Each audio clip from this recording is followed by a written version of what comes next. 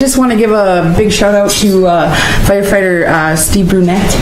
Today he stopped and I was stuck in my driveway and between the driveway and the highway there. So he came and he pulled me out, and another gal stopped. Her name's April, and she says, "Is there anything I can do?" I said, "Could you take my kids to school?" And she did. So thank you. Appreciate that. And it's nice to see citizens out there helping other people, so I appreciate that. Thank you. Gift of kindness. Thank you. Councillor Halverson, good evening. Good evening. I have no report.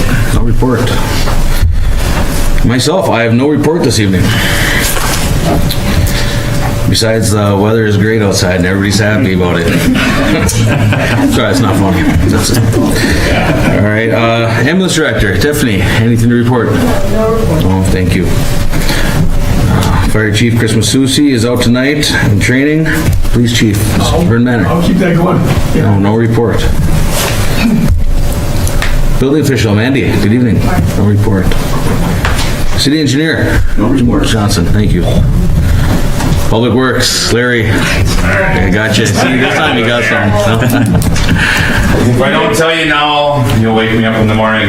The loader is down with the snow blower. We got parts coming from the cities, so it'll be an extra day. We usually pick it up the next day. And we were equally as surprised as you with the snow this morning, and the condition of the snow was wet and heavy with icy, frozen alleys from rain and drizzle, and it's been a challenge. If I could say anything to the public, we're all in this together. There's 2,100 of you. It's not just you or your neighbor, it's all of us, so we're gonna get through it. I know spring is here officially, Councilor Vodke. And debatable. It will come. Yeah. We actually do want a nice slow melt, don't we, Jim? So, it'll come, I promise you. Until then. Well, on the bright side, we're only 4 months away from more snow, right? Thank you, Mayor. Thank you, Larry. Anything else? No. City Parks Trails Rec Director, Ms. Maruska, good evening. Good evening, Council, Mayor. Because we don't have all of the coaches we need for soccer, of course I want to say it publicly again, looking for more coaches. We do have 39 more participants signed up this year than we did last year, hence the need for more coaches. So looking for 3 more in U6 and U8, and then letting everybody know too that Redhead's snow conditions are such that it's down to just using snowshoes. So no fat biking at this time. The trails can't be groomed. And we did receive a DNR grant, so 2024 we'll be partnering with the school district and getting out on the trails with youth hiking in Redhead in 2024. That's good news, and you've already approved those funds, so that's great too. And then to the youth center that's open Mondays, Tuesdays, and Thursdays now offers free popcorn. There's a popcorn machine, so tell all the kids to get over to the youth center. It's grades 4+, free popcorn every day that they come, and we have a Nintendo Switch, so that's fun. That's all. Thank you, Bridget. Thank you. Library Supervisor. No report, thank you. City Attorney? No formal report, Mayor. I'm happy to field questions if the council has any. Hearing none. City Clerk Treasurer, Ms. Zah, good evening. Good evening, council, members of council. I first wanted to start with a thank you and say it in Navajo, Asheh, for all your support, because I haven't been here present at these meetings, as well as to the staff and fellow department heads. Thank you. I really appreciate it. I also wanted to inform you about Misty. If you didn't know, she's on maternity leave. She's on week 3 of 8 weeks, and she should be returning to the office on May 1st. Currently, she is doing a little bit of work part-time, working from home. She's doing some accounts payable, invoice entry, as well as processing purchase requisitions from home. So, we're still working together, which is great. I'm also working on closing fiscal year 2022 in the accounting software, which is typically when we do it is in the month of March, just to make sure all of the entries for prior year are done.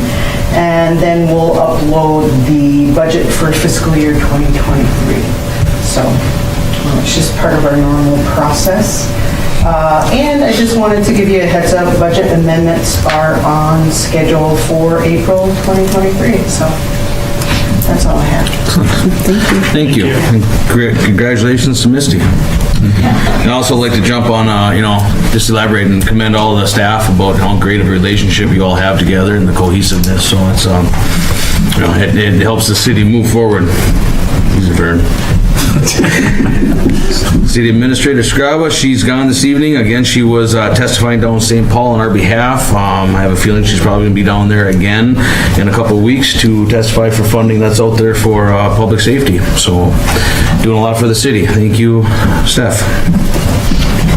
Moving on to consent agenda, which consists of list of bills, communications, which are February 6th, 2023 Planning Commission meeting minutes, February 7th, 2023 Chisholm Parks, Trails and Recreation Advisory Board minutes, February 9th, 2023 Police Commission meeting minutes, minutes of previous city council meetings, March 8th, 2023 regular meeting minutes, payroll and overtime, total payroll.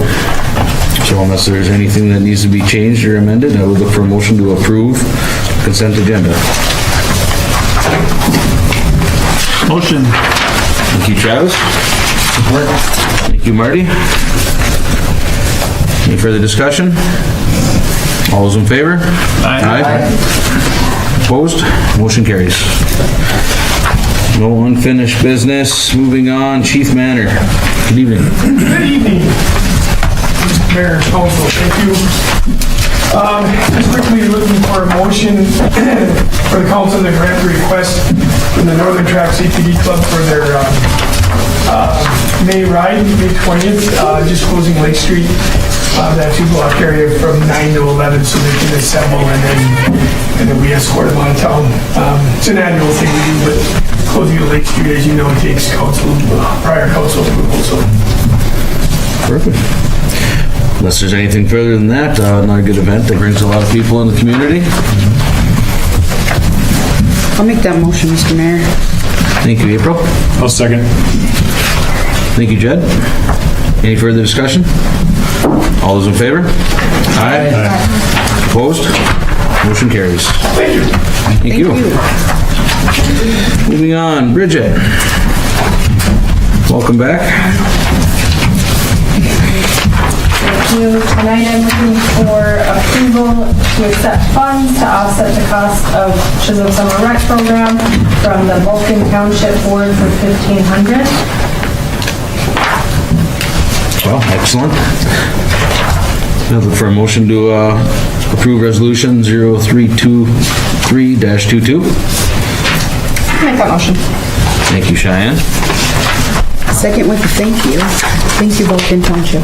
Thank you, April. Yes, thank you all very much. And in addition to Vulcan, oh wait, Oh, I'm sorry. Sorry. I'm going too fast. Any further discussion? No. All those in favor? Aye. Opposed? Motion carries. I just assumed. Okay. So the other donation is from Chisholm Community Education for $1,000 to offset the cost of transportation for Chisholm Summer Rec Program. And I'm looking for approval to accept those funds. Excellent, a great donation. I'll make that motion. Thank you, Travis. Second. Thank you, Jed. Any further discussion? All those in favor? Aye. Opposed? Motion carries. Thank you, Bridget. Thank you. Thank you to the... Yeah, please send a note to both parties.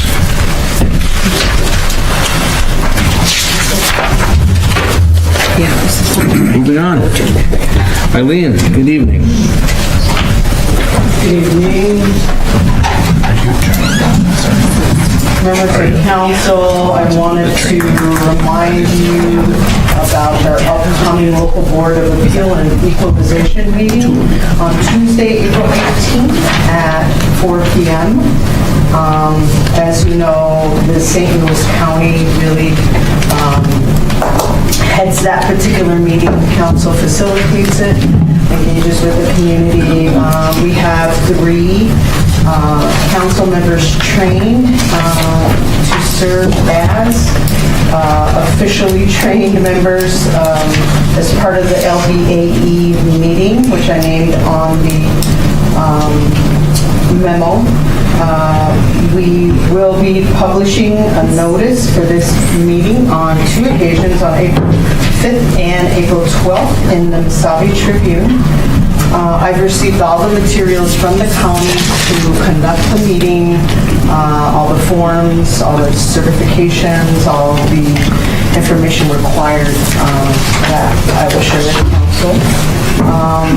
Also, just so you know, valuation notices were mailed just yesterday. So the wheels of government are turning. Any questions on that? No, I'd just like to say that anyone that does get those valuations, I believe there's a number on them there, they can contact the county that day, and reach out to contest or have the county come over and reevaluate if they think there's a reason to. Correct, right. It does state on the notices, their contact here at City Hall as well as with the county, and then the notices that we publish in the paper will delineate how you appeal. So it states the process, so the community will be aware. Excellent. Thank you.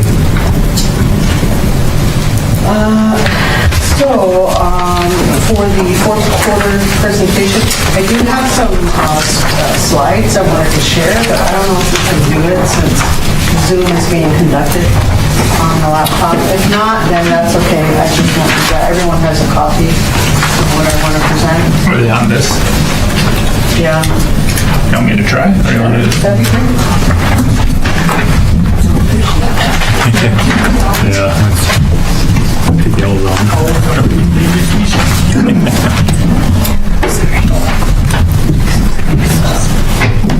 think that's right where that thing's going in there. I'm not sure what that is. That's Oh, to that's that. the pointer. Yeah, it's not going to work. Another USB drive? We don't have enough. It's just. We don't have any USB Or there's ports. There's one, there's not enough. Okay, well, we'll talk it through. So I first wanted to clarify some information. Marty was so generous in giving me a call today and bringing it to my attention. I wanted to clarify the financial data that's represented. The documents that you have in your packet are titled Fourth Quarter 2022, and really what that represents is the financial data up to the fourth quarter of the year. So Marty's question was, does it represent just that quarter's data? But really it represents the entire year up to December 31st, 2022. I just wanted to clarify that. Tonight we're going to look at the general fund, permanent improvement fund, and the enterprise funds.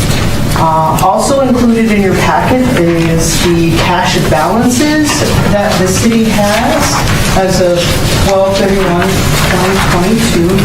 And what I'll do when we get to that information is I'll provide some perspective on how that total is committed to other projects. Give you some perspective.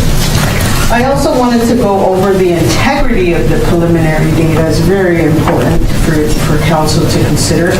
And that affects the revenues and expenditures that are represented in the reports in your packet. Just so you know, bank and credit card accounts have been reconciled up to the end of the year, which directly impact revenues and expenses. Fuel reports and sales tax returns have all been done and recorded accordingly for the year. Accounts payable accruals also have been posted via journal entries, which represent the 2022 accounts payable transactions that have been paid in 2023. There has not been a review of any of the general ledger account transaction activities, so I haven't gone in there and we've taken a look at all of them. Some reclass will most likely transpire at some point before the audit. And then just to know, enterprise funds include depreciation, which is a non-cash item. I know Larry's a big fan of depreciation. My intent tonight is to show a comparison of the budget versus actual, and the percentage of actual to the budget dollars to give you perspective as to how we're performing, how we're doing as department heads, producing budgets and performing as represented in the actual column of information. My intent also is to provide information for the revenues and department expenses that exceed the budget. They're kind of an anomaly and require some attention. I also want to encourage you, after tonight's presentation, any suggestions on changing the way that the financial data is presented. If you guys want to change it up, this is too complex, or I want some, kitty cat pictures, whatever it is you want. I'm open. Okay? Thank you, Ellie. Okay, so just real quickly, I'll make it quick. I know this is kind of dry, but let's first touch on general fund. As you can see, taxes, licenses and permits, grant and aid from local government, miscellaneous revenues and other financing, those revenues were collected far above the budget dollars. And just to give council some perspective, under taxes, that includes the ad valorem taxes, right? Property taxes that we collect. So a portion of that will be transferred over to the Permanent Improvement Fund 401. So just keep that in perspective. It'll be approximately $720,000 that'll be transferred out of general funds into Fund 401. But still, that'll break down to 1.1 million, 1.08 million. So we'll still be looking pretty good in that account. Under licenses and permits, excuse me, I lost my train of thought here. Licenses and permits. As you can see, it's only a minimal amount that was collected over the budget, just about $2,500, so I'm not too concerned about that one. Grant and aid from local government. We received approximately $321,000 in a grant from IRRB for our community building street utility improvement projects, which was not budgeted. So it supports that over collection.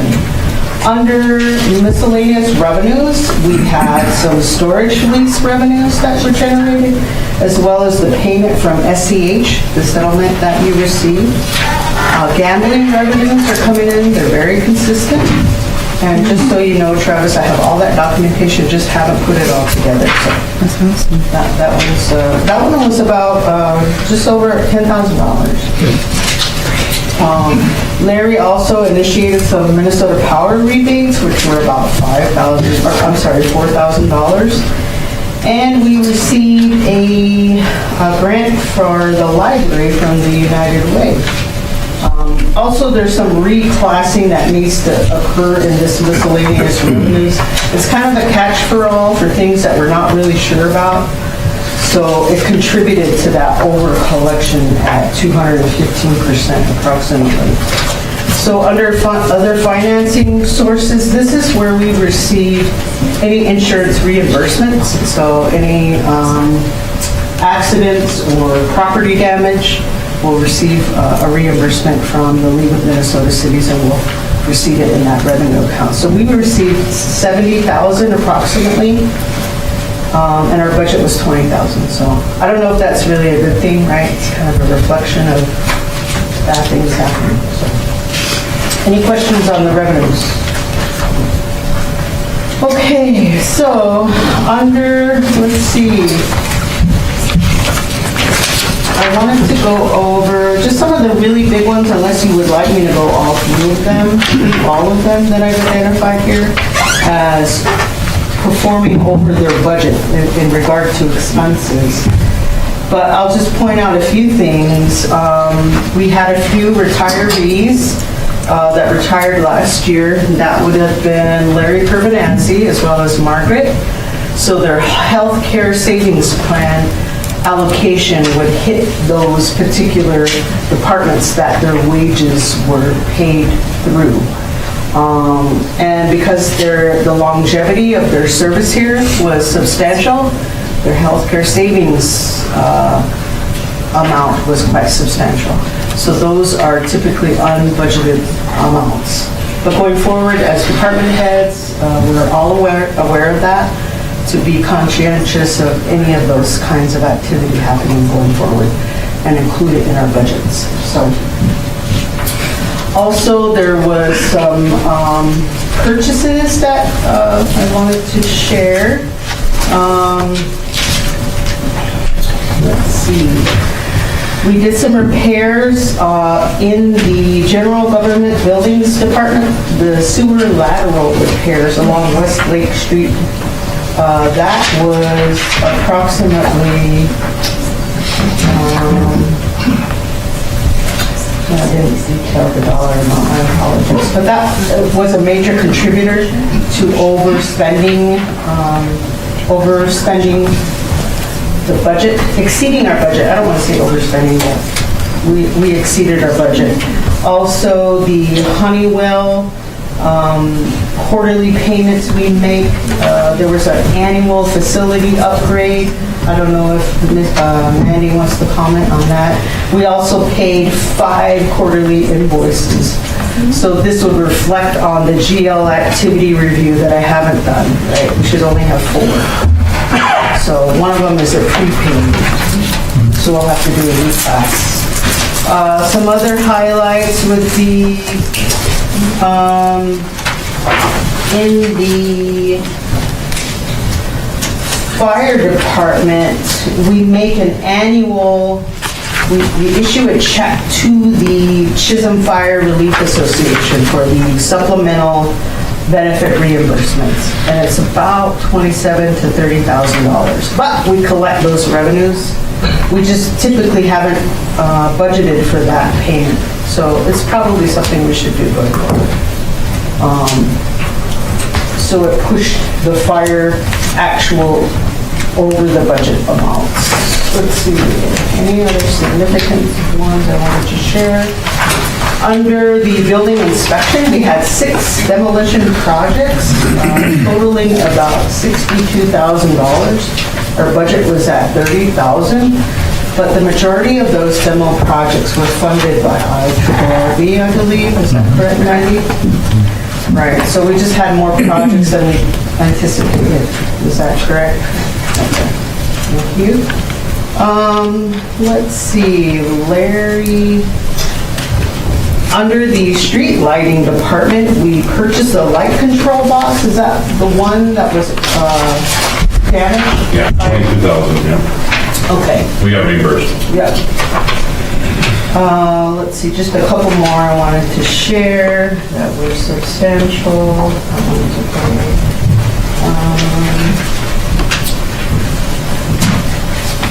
Yep, I shared that. Okay. Under the Redhead Mountain Bike Park, and I shared this with Marty because he requested information. But our budget for the professional fees under this department was $35,000, and actual funds were $148,295. And that's because of Rock Solid Consulting, is that the name? Consulting, I believe. Contracting. We paid them quite substantially for the work that they did there, and I believe it's attributed to the washout. Is that the right term? Washout. Where does the grant money get reflected? Because $110,000 was paid through our maintenance grant. Okay, so it would be in the revenues? That's up here in the grants. Right. So, yeah, our actual was about 72,000 compared to the 100,000. But yeah, the rock solid was paid through that grant, 109,000. thank you, Marie. And then also there was an increase in utility expenses for various departments, so that was common. Any questions on general fund?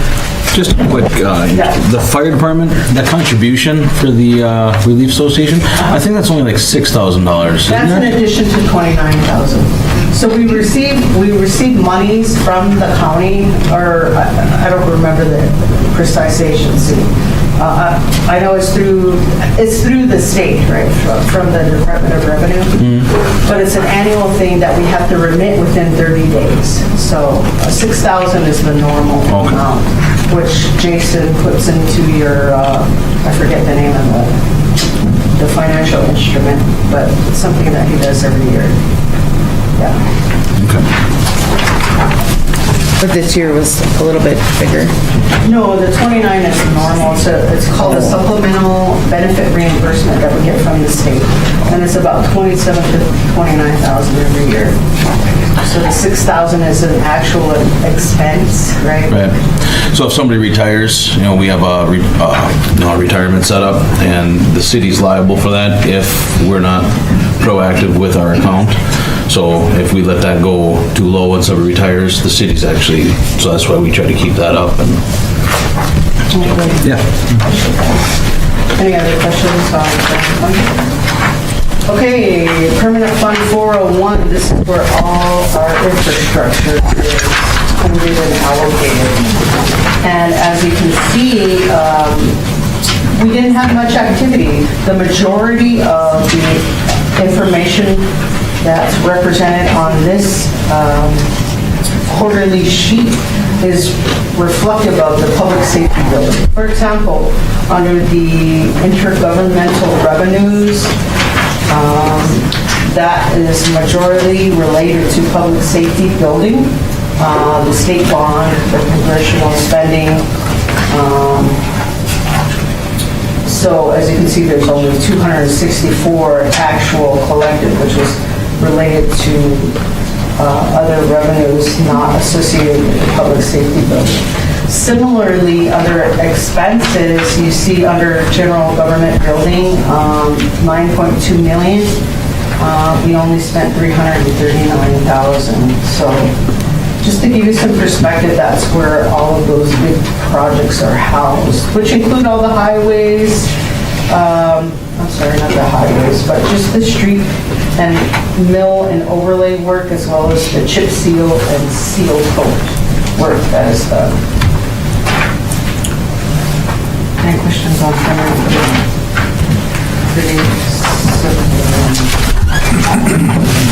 Okay, on to enterprise fund. Just to remind you, this does include depreciation, which is non-cash and affects the bottom line under revenues over or under expenditures. So when you see a loss, just keep that in mind. You want to add back on the depreciation, which will reflect all the cash, right? All the revenues collected and all the expenditures paid. Depreciation is non-cash related, so just keep in mind. So all the enterprise funds, 601, 602, 603, all experienced the same issues with an increase in utility expenses, as well as the retirement of a few employees. Actually, only Larry Pervenanzi would affect the enterprise funds. So any overages and wages related expense accounts can be tied to that. There were various purchases. In the water department, there were some sensors and controllers purchased that I believe were unbudgeted. That's correct, Larry? And as well as some fire hydrants that we purchased, which were not budgeted. So as you can see, there's only a few departments represented that overspent, went over the budget dollar amounts. So those are the costs associated or substantiating why that budget was exceeded. Any questions on that one? Okay. Enterprise Fund 602.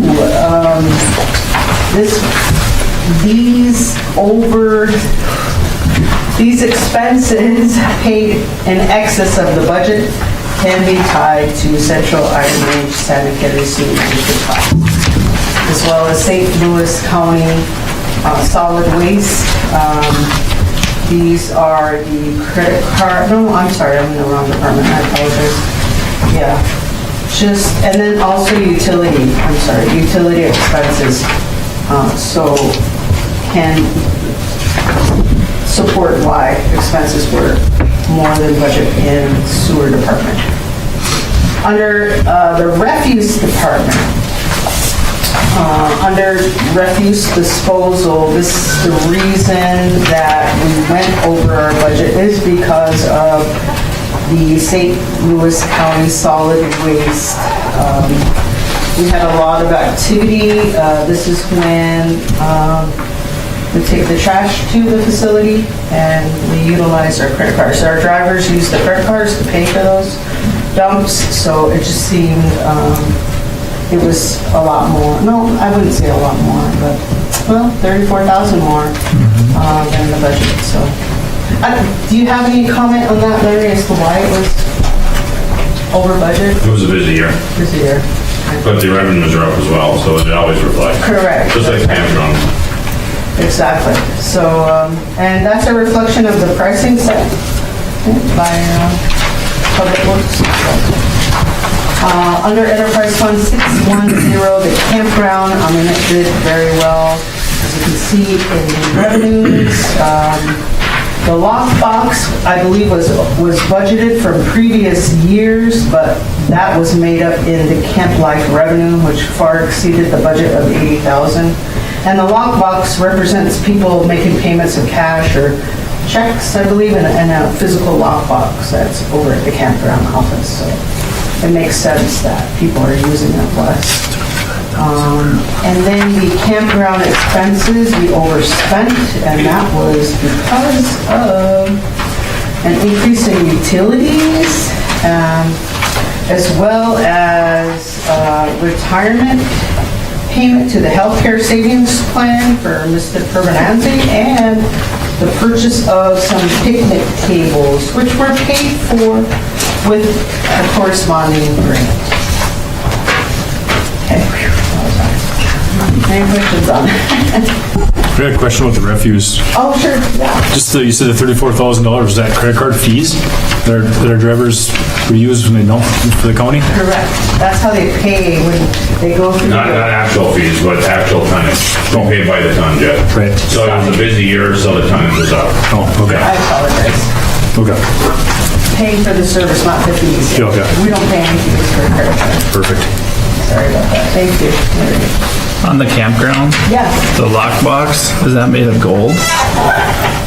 Or, how come it was 25,000? Is it just that the price of it? A brand new one or what? No. No, that's revenue. That's just how much? That's what it collects. Oh, okay, I got you. All right, my bad. And I think it just reflects historically what we used to collect prior to. Prior to having internet, right? Online. Gotcha. If I could add one thing, Eileen, Sure. one thing just for the council that isn't reflected in the budgets that Eileen just presented, is that, like that she mentioned, the picnic tables, it's an expense that comes out of campground, but it does, the revenue from the grant doesn't go into campground. Yeah. It goes into just the general fund, right? So it looks as an expense that the campground's over budgeted, but it's not. But maybe we could reclass it because We should. it genuinely belongs. It would be more clear. Yeah. That's what happened with Red Hat too, the grant is. Yeah, Just like Marty's example with the, Should be separate. it looked like Red Hat was over budget, but it really wasn't. It's actually under. There's a way to do that. I'm not sure. Okay, on to cash, the last piece. Promise, sorry. the best piece. The last piece. Okay, so as of 12/31/2022, the total of all the city's cash resources is 13.57 million, right? Yay! Woo. However, I just wanted to give you some perspective. You have to take into consideration that of that 13.573, there are some bank accounts that are restricted or committed, and they total approximately 4.46 million. We like to practice keeping at least 9 months of general fund operating costs, which total approximately $4.789 million. And then we have city cash reserves earmarked for the public safety building, right? That's at $2.784 million. We also have ARPA funds totaling $267,000 that we want to save to purchase an ambulance in the near future. And then also we have to take into consideration the enterprise fund cash balances. So I don't have those for 2022 yet because utility payments are collected and put in the same bank account as all other revenue that the city receives. So you can't really separate it, you have to do some calculation. I could give you 2021's numbers, the cash balances for enterprise funds. All four is 1.4 million. So if you take those all into consideration, it's just over $13 million. So just to give you some perspective, it's not like, ooh, it's party, $13.573. No. Yeah, and that's it. That's all I wanted to share with you today. Anybody have any questions? Thank you very much, Elliot. Thanks, Alan. Yeah, thank you, Lee. I'm trying to be exciting. Show them how little cash we have and be exciting about it. It's about as exciting as engineering. Just, we got mathematician and engineers, and we are for a party. Right? Okay, no further questions for Eileen. Thank you very much. Appreciate the hard work. And moving along to myself, so now we have a presentation of Strong Towns by Chuck Marone. Hope I am saying that correctly. Chuck? Good evening. Yes. Can you all hear me okay? Yes, we can. Can you hear us okay? You're really, really soft, but I tell you what, if you promise not to yell, I will turn up the volume, and it should be okay. Perfect. We will do our best. Does that sound all right? Sounds fair. Okay. The owl's not working. You can't. I can't see. The owl's not working. So, are we having a problem with our owl? The connection wasn't, they've already been screwing with it before, or messing with it. So I can show you the console here. Oh, I got you. Chisholm, Minnesota, welcome. It's nice to be on a call with Jason Kalusha too. Facing her. No phone. So nice to see you, Jason. Lights on. Without being able to see, there we go. Now I can see if I'm making everybody angry when I talk, which is always helpful to get a little bit of reaction. I will talk for a few minutes and then happily take your questions and have a discussion on anything you want. My name is Chuck Marone. I'm the founder and president of an organization called Strong Towns. We are a nonprofit organization. I live in Brainerd, Minnesota.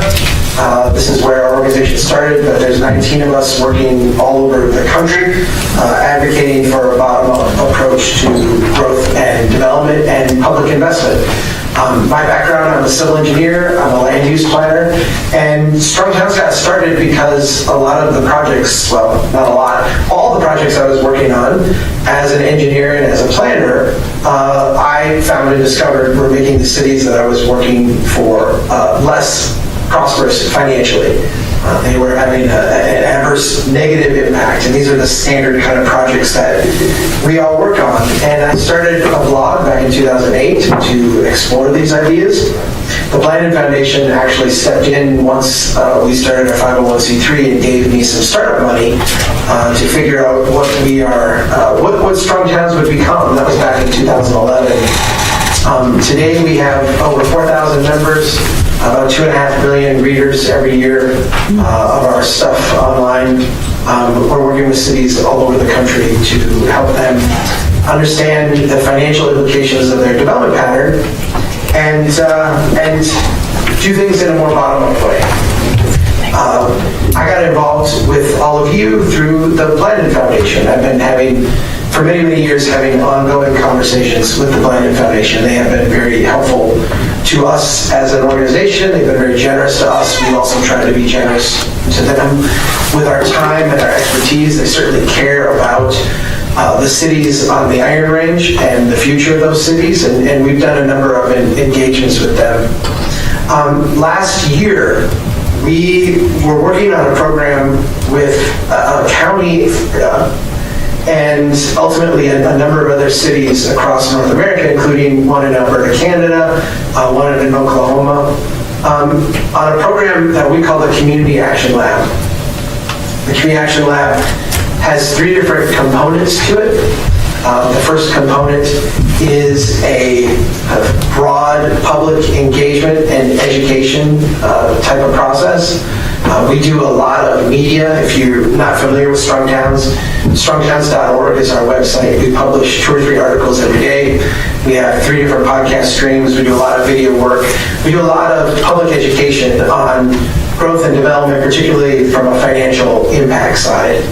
And so the Community Action Lab has an extension of that, that focuses on a geographic area. Just for you all, we have been running Facebook ads and other type of engagements focused on the Iron Range, Chisholm, and the surrounding region for the last 60 days, roughly. You may have seen a community survey and some other things that we've put out online. We've gotten tens of thousands of engagements with that from the region. People clicking on our content, reading stuff, listening to stuff, sharing stuff that we have produced on our site.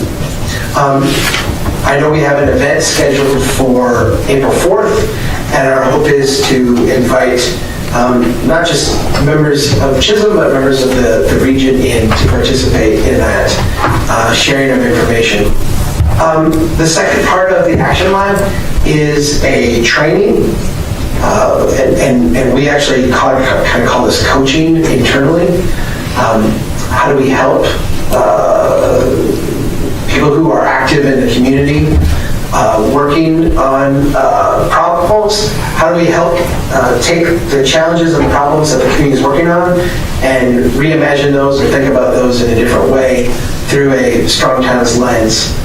And then the third component of the Action Lab is a leadership team, keeping leadership and decision makers throughout the community informed so that there are no surprises, so that we kind of all end up on the same page. As we're talking about this program with the Blandon Foundation, the feedback that we got from them is twofold. One, we would really like to do this on the Iron Range.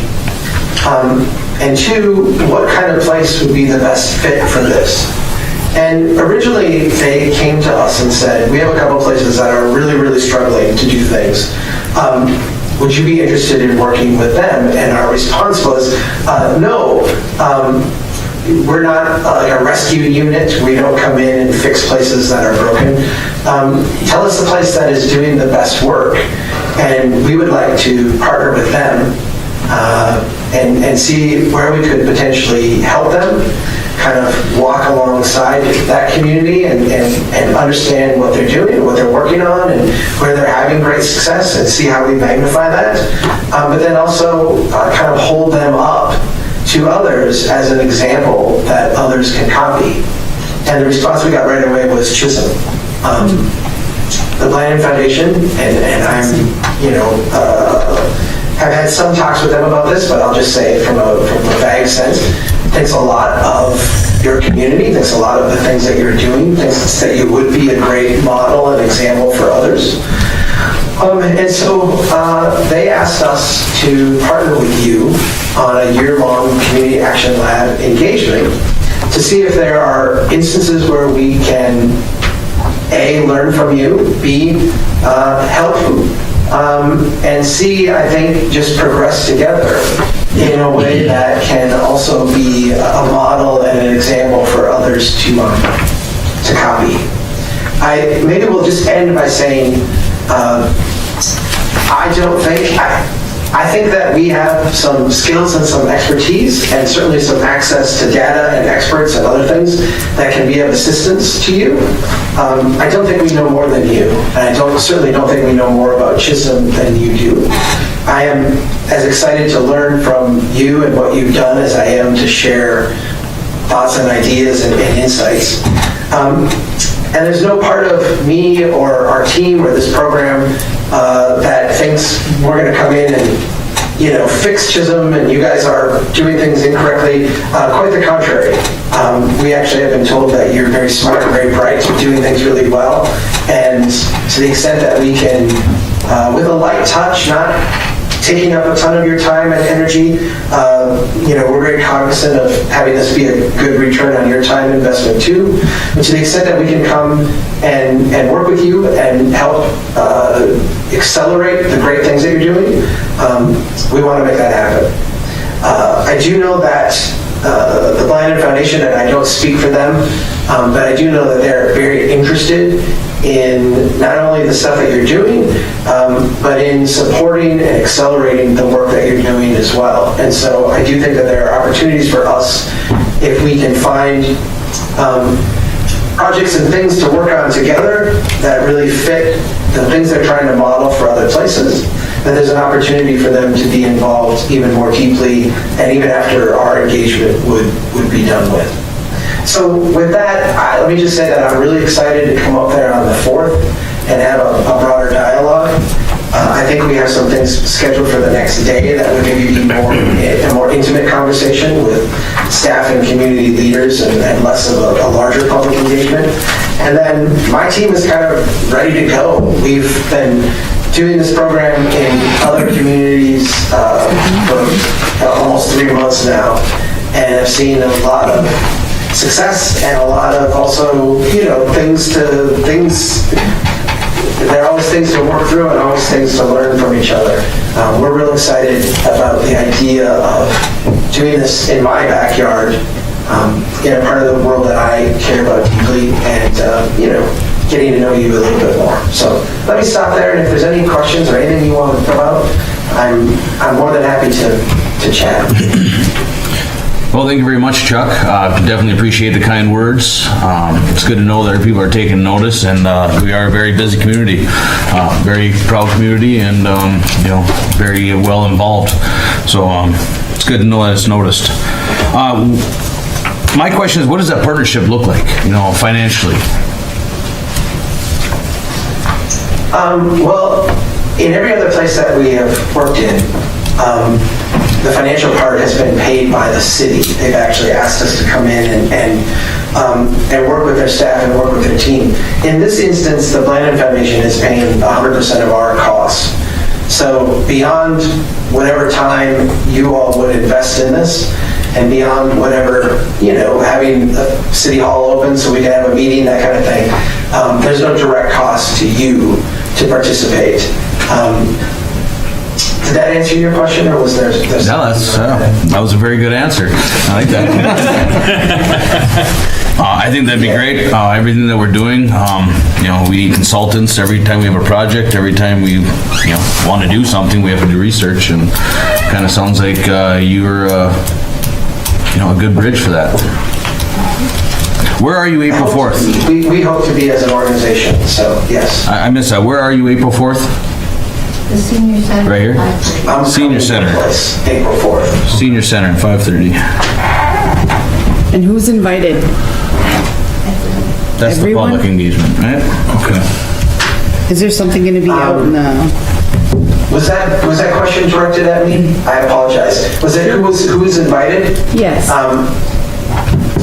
I would say everybody who has an interest in the future of Chisholm and really the future of the region and the Iron Range.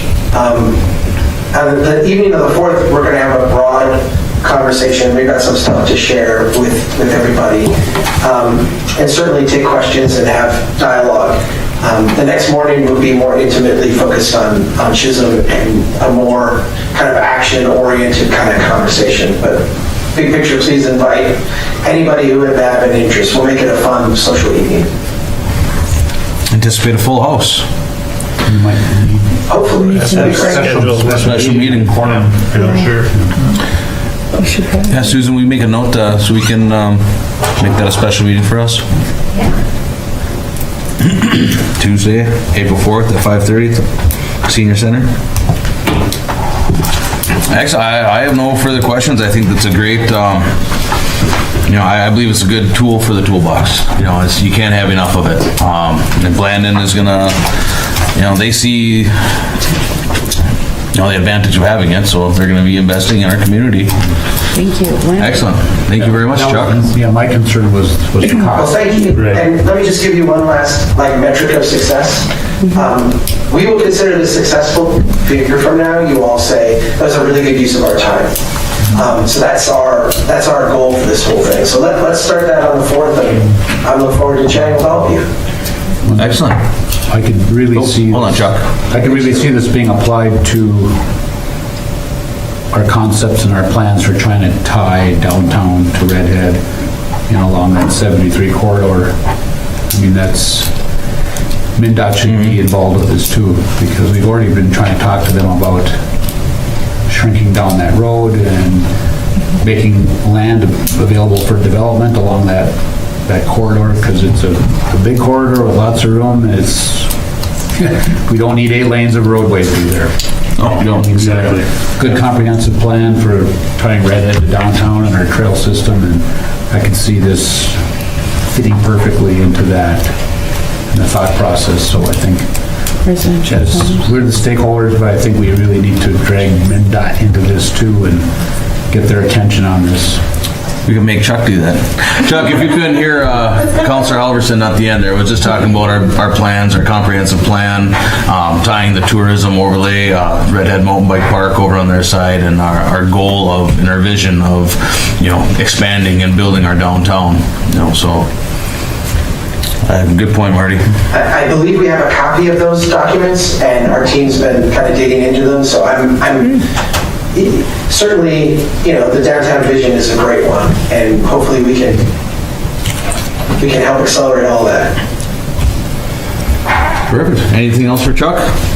Chuck, I'll just mention too, I don't know if you've recently learned that we passed a referendum here for the school district. And so, Yes.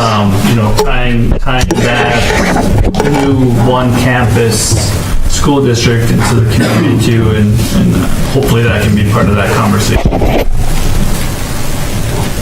I'm sure it will come up, and I'm sure it'll be part of the dialogue. I maybe just reiterate that, for us, we're not here to tell you what to do. We're more here to share ideas and approaches and best practices and insights on how a bottom-up approach can pay dividends for you. And so, that's a big, big issue, and it's a big, big question. I'd like to help talk about it, but we're certainly not gonna tell you how to think about it. Excellent. Okay, if there's nothing else, thank you very much, Chuck. Thank you. Appreciate it.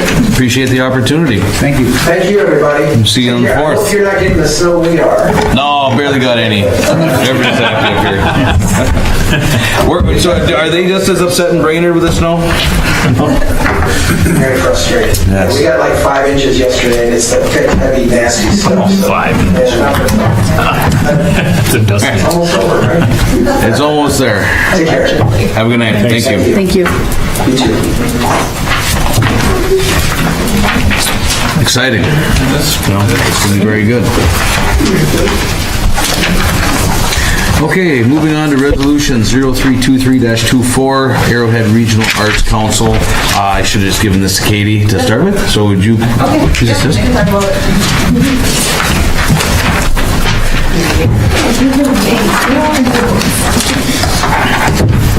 All right. So the Chisholm Downtown Revitalization Committee is currently putting a efforts towards a new mural in our downtown area. And so Administrator Scrava is requesting to adopt resolution number 0323-24 to apply for an AROC grant of up to $5,000 and accept the funds, if granted, to be used towards said mural. The necessary matching funds have been secured through the Wyndham Foundation. Excellent. Where is it? So the mural we're looking, if you're headed west on Lake Street, it's going to be way up top on the side of First National Bank. Kind of like a little peekaboo mural as you're driving by. Yeah, that's kind of the location of it. Yeah. Oh, excellent. Thank you, and thank you to the beautification. They're great. I mean, it definitely adds to the downtown. Yeah, for sure. If there's no other questions, I would look for a motion to approve Resolution 0323-24, authorizing the city administrator to make application to the AROC. Can we see that again? I'll make that motion. Thank you, Cheyenne. I'll second. Thank you, Jed. Any further discussion? All those in favor? Aye. Aye. Opposed? Motion carries. Okay, moving on now to our addition. So this was obviously brought up before our administrator's visit down to St. Paul, but it came on the recommendation, obviously, with our area, we always had Senator Thomasoni, and we had the people down in St. Paul that were able to navigate through the halls. They were able to navigate with the different party lines and, work for Chisholm. We have a very freshman council or administrative staff that was elected on the last go round. So, that history's not there. And even today, when I talked to Administrator Scrava, she did reiterate how important this was. The money that is down there, the money that's available to communities, we really need somebody down there advocating for us on our behalf directly. Everybody that was able to look at the Costin Group, look at Jeff Anderson's background and Gary Cervenik's background, it speaks for itself what they can do and what they have done. So I would look for a motion to approve the contract with the Costin Group from March 2023 to April 2024 for the duration of the year at $17.50 per month. Anybody else have any input or questions or concerns? Mr. Mayor, I would like to make a motion to approve this, but I also would like to, if it's okay with the council, because nowhere in here did it say that they would be reporting or giving us a report, so if they can give us a quarterly report and let us know what the services that they're doing and they're providing and what they're working on, or what, I think that's reasonable. Yeah. Well, I'd expect more than a quarter. Mr. Mayor, if I may, just for the council's information, I work in other communities or represent other communities where the Costin Group does work, and they do report back. They'll report as requested or generally quarterly. Yeah, they do monthly for Rams. Monthly for Rams? They are the group that does Rams, and they report monthly to Rams. So I would expect a monthly report. Well, They're hired on for a year. He'll come on Zoom. wonderful. He'll come on Zoom and talk to us. So I'll support the motion. Thank you, Travis. Is there any further discussion? Hey, Mr. Mayor, I did reach out to Senator Farnsworth and Commissioner Jugovich. They do both highly recommend this group as well.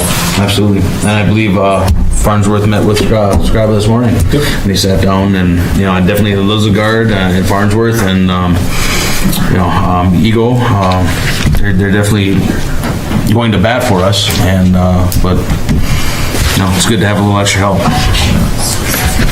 If there's nothing else, I'd look, all in favor? Aye. Opposed? Motion carries. Thank you. Susan, are you able to help us up here? When we change to closed session, I'll come up there and make sure. Sounds great.